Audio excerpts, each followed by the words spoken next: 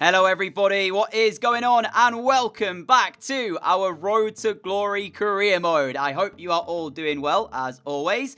Today we have ourselves Season 4, Episode number 9, and it is going to be the season finale. We will wrap up the Premier League and see how it finishes before we move ourselves off into Season number 5, which I'm very excited to bring you. But for now, our season is essentially all but done. However, we could well have a say on the way the Premier League title goes today, because we face both Manchester City and Liverpool as they fight it out to see who will get their hands on the trophy. So you have to see how both of those games play out. And speaking of City, they are the first game of the day today. We've got 7 coming your way. I will play the rest of the league out just to see how it plays out. And also, we could well see Lopez or Solano get themselves a golden boot. So I felt it only right to play out the rest of the games to give them a real opportunity at that. But this game against Manchester City meant a lot more to them than it did to us. And after 26 minutes, when Pedro de la Vega hit the post, I thought we might be in for a good day at the office here. However, City came back looking for a chance themselves in the second half. Leroy Sané's ball through to Jesus. Good save by Moore, who's really stepping into his own here at the end of this season. He's now nearly 80 rated, which is going pretty well for him. And disaster struck for City. They saw red after Tellez went in for the challenge on Solano, got nothing of the ball. Straight red given by the referee. He was arguably the last man, which is why he saw the red card. And that meant that City had to play the rest of the game out with 10 men. And when you do that against a player of Lopez's quality, admittedly, the goal was very fortunate, you're likely to concede. And that's exactly what happened. 23 minutes left. It was Forest Green 1, Manchester City 0. And that felt like it could well be the goal that sinks their title hopes. And well, we had the chance to make it 2-0. Solano found by Lopez. He went for the cheeky chip, ended up hitting the crossbar, and Ruben Dias ended up clearing away the danger. But that was full time. And from the new lawn, we'd beaten Manchester City by a goal to 0. So what a result for us, and what a terrible result for them. So yeah, we'll have to see if that impacts their title run. I do believe Liverpool were top anyway, so it's not like it changes anything massively. It just means if Liverpool have won, they are dropping a little bit further behind. And after that game, I decided to go out and pick up 2 new pre-contract deals. I didn't want to do a lot of these because I felt like I don't want to go over the top. I don't want to make the series like too unrealistic in the aspects of us bringing in, top quality players through pre-contracts. It just spoils it for me. So I went out and I picked up 2.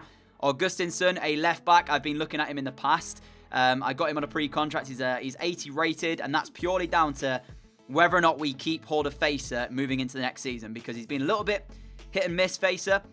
So it might be that Augustinsson replaces him. It could well be that he just gives him some competition. We'll see about that in the next video. But I also went out and I picked up Ayoze Perez for a return to the Premier League for him. Formerly of Leicester, of course. He's playing his trade at Dortmund, but I'm not sure if he was struggling to get into their team because I've not seen him do too much over there. So I decided to see if he'd be interested in a move back to the Premier League. And to my surprise, not only was he interested, he only wanted rotation. So yeah, I was happy to go ahead and do that. So they are the final 2 pre-contract signings, joining Henderson next season. And we'll see how those guys get on for us in our second year in the Premier League. But after that, we took on Everton away at Goodison Park. They sit above us in the league table at the moment. They're in the top 6 and are fighting it out for European football. But really, I didn't see how, because their team didn't perform in this game. We battered them, and that's to say the very least. We were 2-0 up inside 20 minutes until they got a goal back through their captain, Gylfi Sigurdsson, heading in at the near post. But we made it 3-1 with Solano finding Lopez, and that fortune struck again, like it did against City earlier on in the day. After, once again, Lopez got through, ricocheted off the goalkeeper, bounced straight back into his path.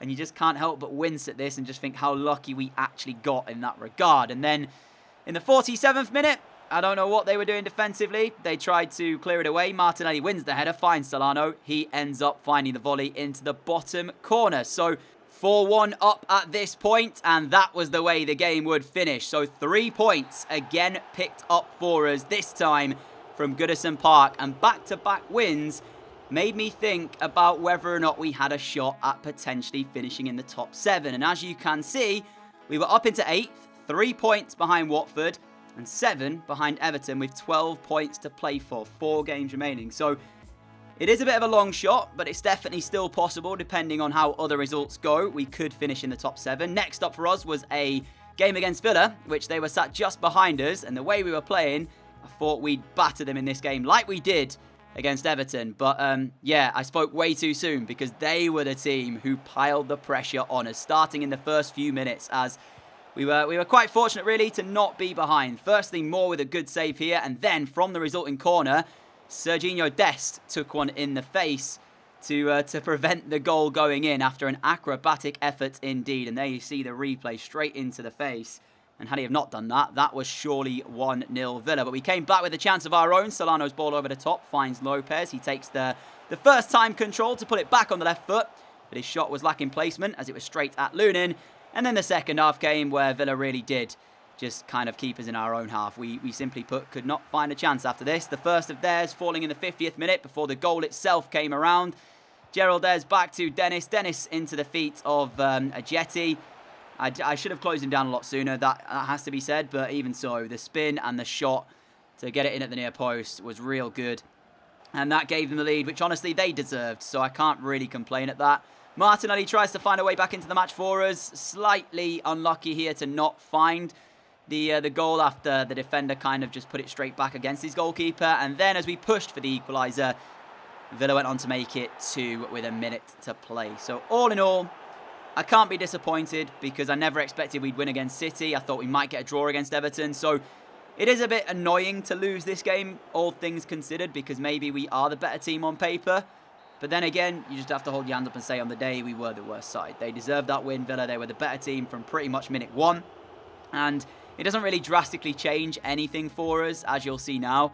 It just means that we now essentially would need a lot to go our way to finish in the top 7. But I will definitely take an 8th place finish. But as I mentioned earlier, with the Liverpool game still to come, at this point in time, they were unbeaten. They were heading for a full unbeaten season. And my friends, as you may or may not know, in real life they were doing this, and Watford were the side to beat them and stop their unbeaten run. Well, we took our trip to Anfield, and after 16 minutes, we were leading in the game. Diego Lopez scored to put us ahead. And if there's one thing I wanted to do between now and the end of the season, it was to make sure that Liverpool would not achieve an unbeaten season. Of course, being an Arsenal fan, I wanted to try and keep it an exclusive club. So in this game, I had one thought in my mind, and that was to go and attack right from the start. And you look at this performance, I'm going to put it a bit down to Liverpool being slightly tired with how much they've done this season. It's a very difficult thing to do, is to go fully unbeaten, but we'd had 2 shots, 2 goals in the opening half of the game, and Lacerda's was taken unbelievably as well. And the old saying goes that when you're playing against a team that's real quality, everybody steps up, and that's what Lacerda did with that strike there. Liverpool's best chance came with that poor effort, and then into the second half, again, it was the Lopez show as he ball rolled, found the ball through to Solano. Look at this for real quality as well. Little fake shot, pulls it back on the right foot, picks his spot, finds it, places the ball in the net. 3-0 Forest Green. Off the back of a 2-0 defeat where we looked hopeless against Villa, we'd ended the unbeaten run of the league leaders. I don't think we'll end their title, because I'm pretty sure it's all but secure for them. But at least we can say that if we are the only team to beat them this year, we did it in style with a performance like that away at Anfield. So take nothing away from it, right? In normal circumstances, if it was, I'm sure, if it was like a point in it between the two teams, Liverpool probably would have played a whole lot better than that. But also, if we'd have had maybe something else to play for, maybe we play slightly different. Because all throughout this, we essentially knew that our season was done. I could play with relative kind of fluidity, freedom, if you will. So I never went into these games looking to defend or sit back. I went ahead and just said, all right, let's try and score as much as we can. And even if it means we concede a few, we'll just go to make this episode entertaining. And that's what we did against Chelsea as well, as Pedro de la Vega opened up the scoring after 17 minutes before Chelsea hit back. And Williams here, his flick up and volley, was straight at Joe Hart, who came in for the injured Lance Moore, unfortunately. So without him in this game, I was wondering how we'd get on. And after Tielemans scores this, I was hoping we'd have had more back pretty soon. But I'm pretty sure he's out for the rest of the season, which Seems like a long time, but of course, there's only like 3 games left, so it's not actually that long. And we really did try to find our way back in front here. Lopez has that header which comes back off the post, and then Chelsea ended up finding a goal to lead. Kessia with a thumping effort from the edge of the penalty area makes it 2-1, and I wasn't sure if we'd get back in this game. I wasn't really too worried either. That's a quality strike.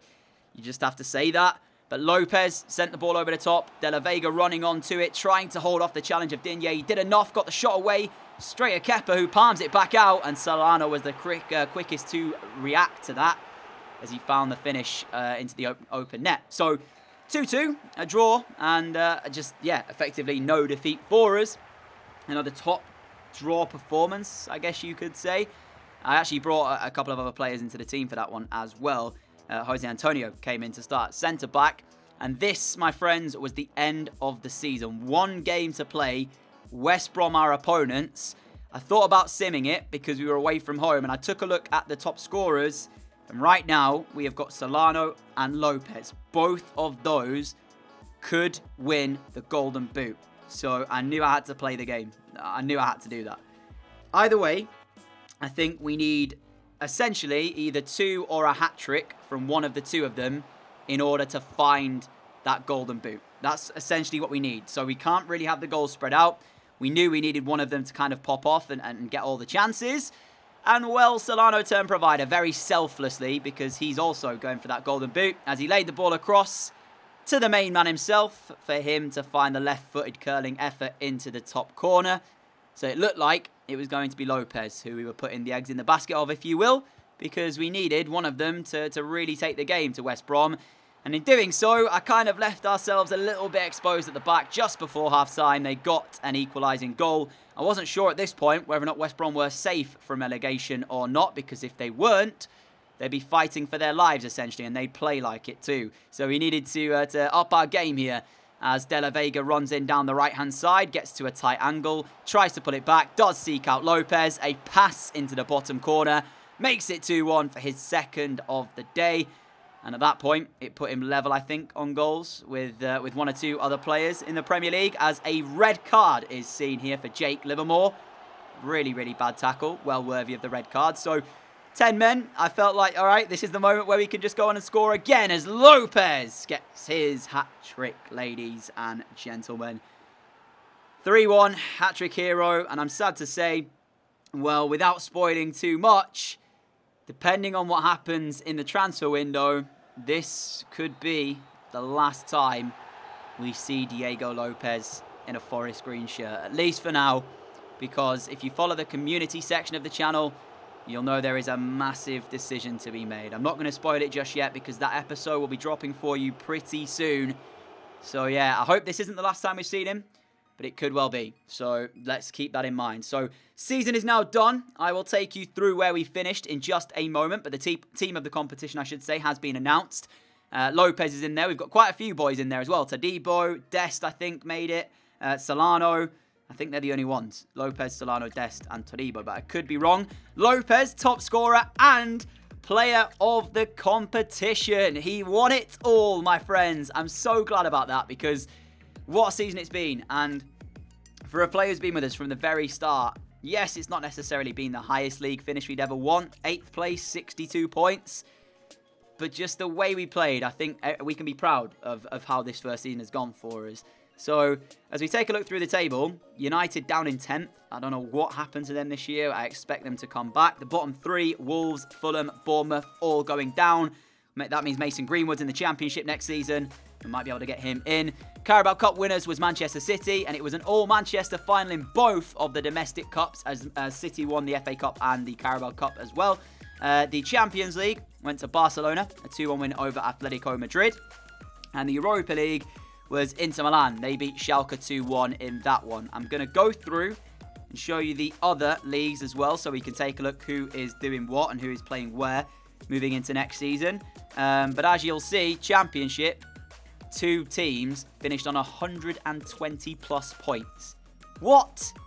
That's ridiculous. Anyway, I'm scrolling through. It is pretty much the usual suspects who are winning the league titles. Bayern Munich, PSG, Juve. Unsurprising. I'm pretty sure PSG went unbeaten as well. Juve with 2 defeats, finishing on 108 points. So you're seeing it again, the proof that the AI teams are just so dominant and finish on so many points. As you see with La Liga, Barca and Real both finish on 103. Real end up winning the title. But I don't know what it is about them. And I don't know whether or not that means we'll never win a Premier League title. I'm struggling to win a title in the My Player series.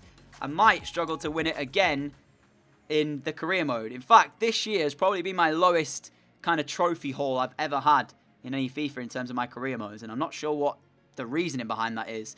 But I hope I'm wrong. And I hope at some point during this series we will see us lift a title, a league title. The Champions League is slightly different because they're one-off games, but it's more just a league. You know, over a 38-game season, the likelihood is that we will drop points against teams that maybe we shouldn't, but we then need the teams around us to do that as well, and they don't seem to. But into our squad report then for the final time of Season 4. A lot of these players will be leaving into next season. A lot of them you probably will never see play for the club, a lot of youngsters. We've got a couple going as well that were here on loan. Martinelli, of course, goes back to Arsenal, and I'm pretty sure Wozniak will still be here again next year because we've got him until January, so he'll be here on a 6-month loan. But look at Diego. Look at those stats. 93 rated as well. Just is an incredible player. He really is, and he's rivaling the likes of Riera Canadell, of Ollie Hill that I've had in previous Road to Glories. So who knows what the future holds? And equally, this man, Solano, who died all but written off after our championship season. In the Premier League, he has been sensational for us. My friends, that is going to be the end of today's video. If you have enjoyed it, a like would be greatly appreciated. Hopefully, you've enjoyed this season and are excited for Season 5 because I know I am. If you are new around here, like what you see, hit that subscribe button down below. Help me get one step closer to 100,000 subscribers. And yeah, make the dream come true if you will. And until next time, have a great day, have a great evening, and I will catch you all again for Season 5, Episode 1 very, very soon. Adios.